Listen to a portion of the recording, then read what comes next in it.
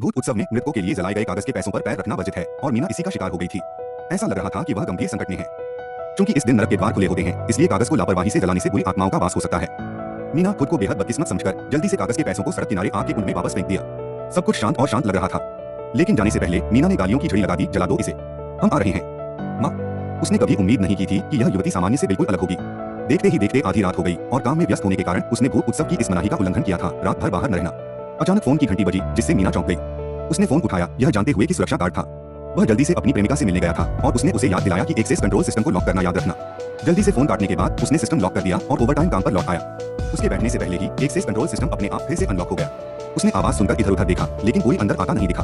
पहले तो मीना को लगा कि सिस्टम में कोई खराबी है, इसलिए उसने बड़ी कुशलता से सिस्टम लॉक किया और अपने काम पर लौट गई। उसके टाइप करने से पहले ही एक्सेस कंट्रोल सिस्टम फिर से बस उठा। गुस्से से मीना फिर से जांच करने गई और अचानक सुरक्षा सिस्टम लगातार चमकने लगा।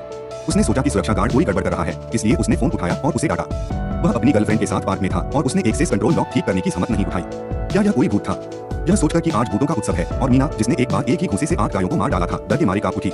उस नाजुक पल में सुरक्षा सिस्टम फिर से चमक उठा और उसके पीछे उसे आइसक्रीम के डंडों की आवाज सुनाई दी। उसने इधर उधर देखा, लेकिन कुछ नहीं दिखा। मीना बस अपना काम खत्म करके घर जाना चाहती थी। अचानक ऑफिस की बत्तियां बुझ गई। उसे लगा कि उसकी जिंदगी ज्यादा जरूरी है, इसलिए उसने जल्दी से अपनी फाइलें समेटी और काम से जल्दी निकल गई। जैसे ही मीना ने दरवाजा खोलने के लिए चाबी लगाई, उसका पैर बिना जले हुए कागज के एक और टुकड़े पर पड़ गया, वही जिस पर उसने उस सुबह पैर रखा था। यह दृश्य देखकर मीना इतनी डर गई कि उसकी सांसें थम सी गई। जब उसे होश आया और उसने ऊपर देखा, तो उसने देखा कि शीशे पर अचानक एक आकृति प्रकट हुई। यह बिल्कुल उस युवक और बुढ़िया जैसी लग रही थी जिसने उस दिन कागज के पैसे जलाए थे। यह बहुत ही भयानक है।